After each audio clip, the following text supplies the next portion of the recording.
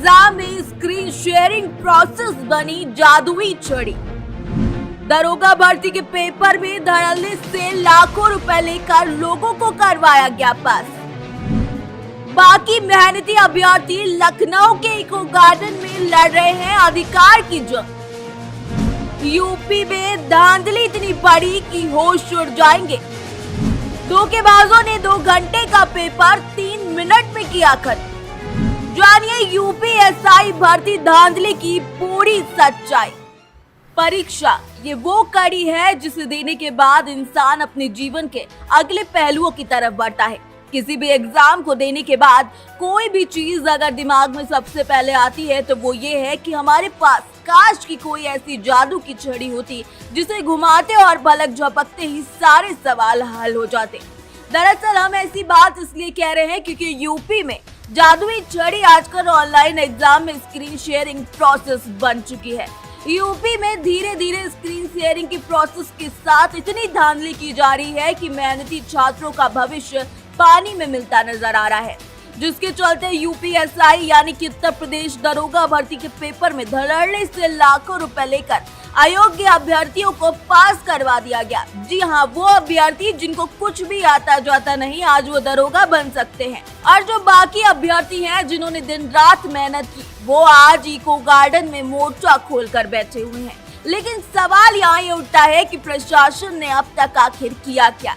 लेकिन उससे पहले आपको इस भर्ती के बारे में कुछ अहम बिंदुओं से वाकिफ करवा देते हैं। यूपीएसआई में कुल 9,534 पदों पर भर्तियों का ऐलान हुआ था।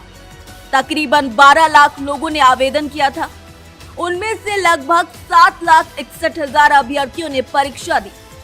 12 नवंबर 2021 को ऑनलाइन परीक्षा शुरू हुई जो 2 दिसंबर 2021 तक चली।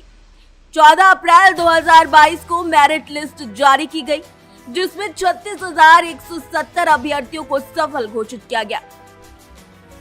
इसके बाद लगातार यूपी पुलिस और यूपी एसटीएफ की टीमों ने छापेमारी कर एग्जाम में धांधली करने वालों को गिरफ्तार किया। 7 मई 2022 को लखनऊ पुलिस ने मेरिट लिस्ट में 6 ऐसे लोगों को गिरफ्तार किया जिन पर एग्जाम में धांधली करने का आरोप लगा। इनमें से किसी ने परीक्षा केंद्र के मैनेजमेंट को पैसे खिलाए तो किसी ने सॉल्वर गैंग का सहारा लिया। ये वो अभ्यर्थी थे जो कि डॉक्यूमेंट वेरिफिकेशन और फिजिकल स्टैंडर्ड टेस्ट के लिए रिजर्व पुलिस लाइन पहुंचे थे। इनसे मौके पर पूछताछ की गई तो फिर ये गिरफ्तार कर लिए गए। इसका मतलब कि एसटीएफ के द्वारा लगातार छापों के बावजूद कुछ लोगों ने न सिर्फ गैर कानूनी तरीके से परीक्षा दी थी बल्कि ये लोग उनसे पास भी हो गए। बता दें कि नवंबर 2021 से अब तक 118 से ज्यादा लोगों की गिरफ्तारी की जा चुकी है। पुलिस ने ऐसे 4 लोगों को गिरफ्तार किया जिन्होंने 2 घंटे का पेपर महज 3 मिनट में खत्म कर दिया था। 160 सवालों को हल करने के लिए 2 घंटे का समय था, लेकिन पुलिस के द्वारा गिरफ्तार किए गए चारों आरोपियों ने महज 180 सेकंड में 160 सवाल हल कर दिए। पिछले दिनों लखनऊ में ऐसे ही मेधावी अभ्यर्थी देखे गए थे जो 160 में से 150 से ज्यादा सवाल हल कर चुके थे। बस यही ज्यादा सवाल का हल करना भर्ती बोर्ड के अफसरों को खटक गया। कैंडिडेट रिस्पांस लॉग चेक किया जाने लगा तो पता चला कि जिन अभ्यर्थियों ने 150 से ज्यादा सवाल किए उनमें से 57 अभ्यर्थी ऐसे थे जिन्होंने 10 मिनट के अंतराल में ही 150 सवालों के जवाब दे दिए। इस भर्ती परीक्षा की धांधली में कई मुन्ना भाइयों के साथ मुन्ना बहन भी पकड़ी गई हैं।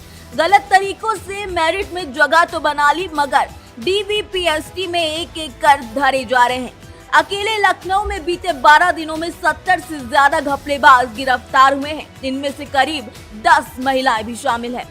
आपको बता दें कि बीते 21 अप्रैल से तमाम अभ्यर्थी तपती धूप में इको गार्डन में मौजूद धरना दे रहे हैं कि इस पेपर पर एसआईटी जांच बैठाई जाए। मामले में और भी लोग शामिल हो सकते हैं।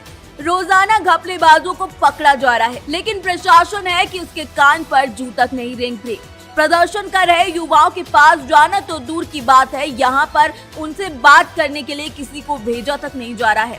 अब ये बड़ा सवाल उठता है कि आखिर प्रशासन कब जागेगा और कब सरकार जागेगी और इन लोगों से मिलने आएगी और आगे की रणनीति बनाएगी कि आखिर कैसे इन घपलेबाजों को सबक सिखाया जाए और इस भर्ती में उन युवाओं की भर्ती हो जिन्होंने दिन रात मेहनत करके पेपर दिया था।